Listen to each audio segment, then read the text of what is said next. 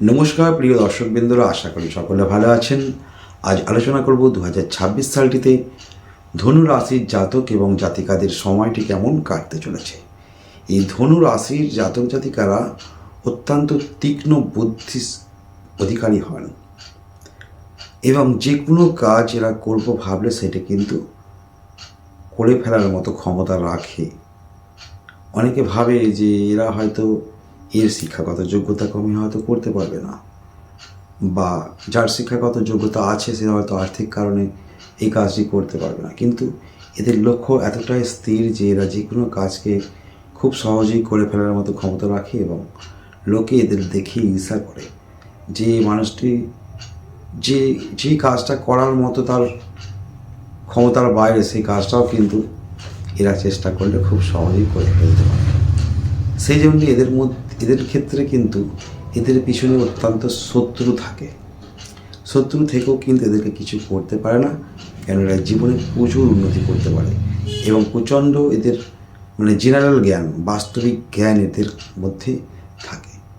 যে এই বাস্তবিক জ্ঞানের কারণে এরা কিন্তু বিরাট বড় বড় কাজকে সহজেই হাসিল করে ফেলে। তাই যাই হোক, এই 2026 সালে আপনাদের গ্রহগত অবস্থান থাকছে জানুয়ারি মাসের 1 জানুয়ারি রবি, মঙ্গল, শুক্র এবং বুধ থাকছে আপনাদের রাশির ক্ষেত্রে এবং বৃহস্পতি ও শনির দৃষ্টি থাকছে। এর কারণে আপনারা শারীরিক দিক থেকে সুস্থতা লাভ করবেন বছরের প্রথম থেকে জুন মাসের 2 তারিখের মধ্যে। এবং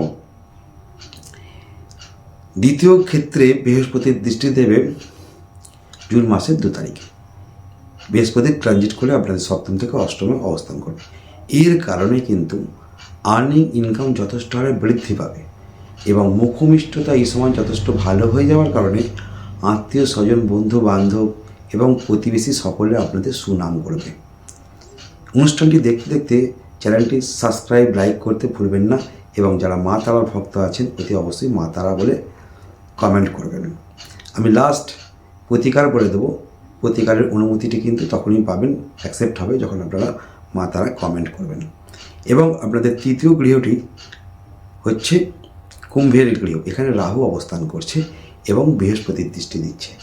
এর কারণে কিন্তু আপনারা যথেষ্ট মনোবল বৃদ্ধি পাবে এবং সাহসিকতা বৃদ্ধি পাওয়ার কারণে বড় কঠিন কাজও কিন্তু খুব সহজেই করে ফেলার মতো ক্ষমতা আপনারা রাখবেন। এবার চতুর্থে থাকছে শনি। এই চতুর্থে শনি কিন্তু সকলে খারাপ বলবে, কিন্তু খারাপ না। এই শনি কিন্তু যে সমস্ত মানুষ জায়গা জমি ক্রয় করতে চাইছেন তাদের ক্ষেত্রে কিন্তু এই সময়টি অত্যন্ত শুভ। এবং যারা পুরনো বাড়ি রিপেয়ারিং করতে চাইছেন তাদের ক্ষেত্রেও কিন্তু এই সময় যোগটি প্রবল।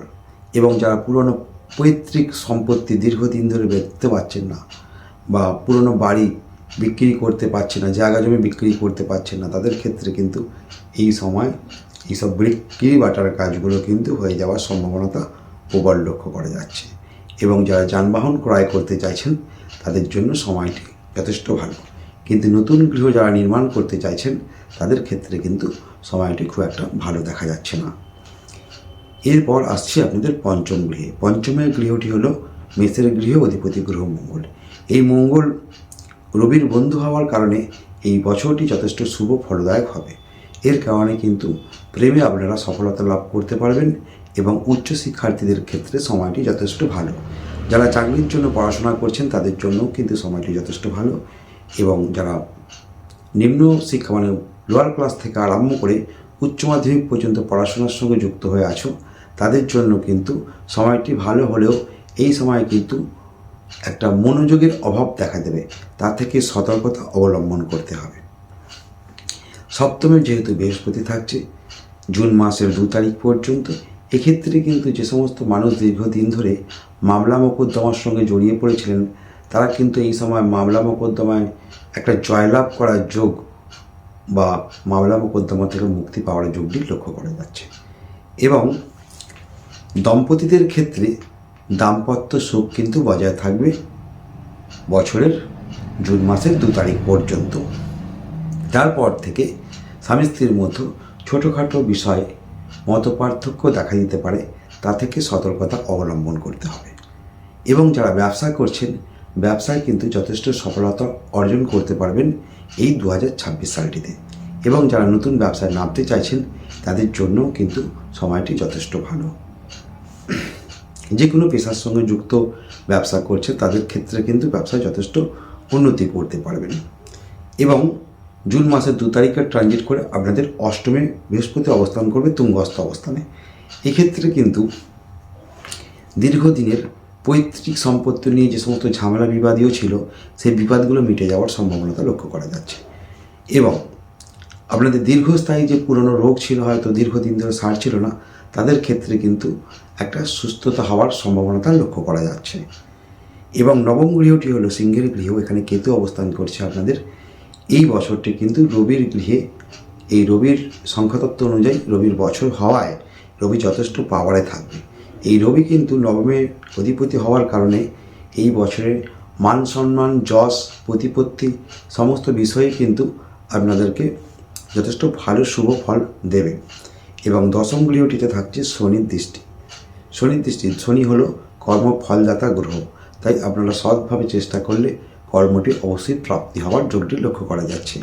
এবং যারা কর্ম করছেন, চাকরি করছেন, তাদের ক্ষেত্রে কিন্তু প্রমোশনের যোগ খুব একটা নেই, কিন্তু নতুন কর্মপ্রার্থীদের জন্য যদি সৎভাবে কোনো টাকা পয়সা না দিয়ে, ঘুষ ঘাস না দিয়ে চাকরির চেষ্টা করেন, সেক্ষেত্রে হওয়ার সম্ভাবনা দেখা যাচ্ছে। কিন্তু কোনো রকম বেআইনিভাবে নিয়োগ হতে চাইছেন বা কাউকে টাকা দিয়ে লোভে পড়ে কাউকে এইভাবে যদি কোনো 2 নম্বরইভাবে চাকরি করার চেষ্টা করেন, সেক্ষেত্রে কিন্তু ঠকে যাওয়ার বা টাকা পয়সা চিটিংবাজি হয়ে যাওয়ার একটা সম্ভাবনা লক্ষ্য করা যাচ্ছে। তা থেকে সতর্কতা অবলম্বন করতে হবে। এবং একাদশ গৃহটিতে থাকছে বৃহস্পতির দৃষ্টি। এই একাদশে বৃহস্পতির দৃষ্টি থাকার কারণে এই বছরে কিন্তু বিরাট একটা অ্যাসেট আপনারা করে নিতে পারবেন। টাকা পয়সা আর্থিক দিক থেকে যথেষ্ট ভালো এই বছরটি আপনাদের সময়। এই সময় কিন্তু আপনারা যথেষ্ট গুছিয়ে নিতে পারবেন। এবং দিদি, জামাইবাবু, দাদা এদের সঙ্গে যাদের বনিবনার অভাব ছিল বা সম্পর্কে অবনতি দেখা গিয়েছিল, তাদের ক্ষেত্রেও কিন্তু জুন মাসের 2 তারিখের মধ্যে সম্পর্ক উন্নতি হবে, যথেষ্ট সুসম্পর্ক বজায় থাকবে। এই সমস্ত জামাইবাবু, দিদি, দাদা এদের সঙ্গে যাদের সমস্যা ছিল তাদের সমস্যাগুলো মিটে যাবে। এবং দ্বাদশ গৃহটি হলো বৃশ্চিকের গৃহ। এই বৃশ্চিকের গৃহে কিন্তু বৃহস্পতি জুন মাসের 2 তারিখের পর থেকে দৃষ্টি দেবে। এর কারণে কিন্তু জুন মাসের 2 তারিখের পর থেকে বছরের শেষ পর্যন্ত এর মধ্যে কিন্তু তীর্থযাত্রার সম্ভাবনা আছে।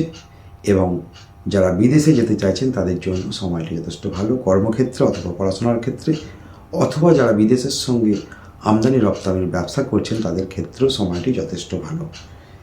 তা যে সমস্ত মানুষের সমস্যা থাকবে সেই সমস্যা থেকে মুক্তি পাওয়ার জন্য মা তারাকে ডাকুন অথবা পুজো করুন। এ থেকে আপনাদের সমস্যাগুলি সহজেই সমস্যা থেকে মুক্তি পাবেন।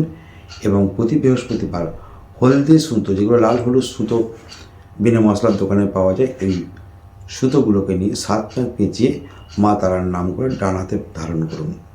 তাতে কিন্তু আপনাদের ছোটোখাটো সমস্যা থেকে আপনারা মুক্তি পাবেন। যে সমস্ত মানুষ চাইছেন একটু ভালো জ্যোতিষী দেখাতে, তারা অবশ্যই আমার সঙ্গে যোগাযোগ করবেন।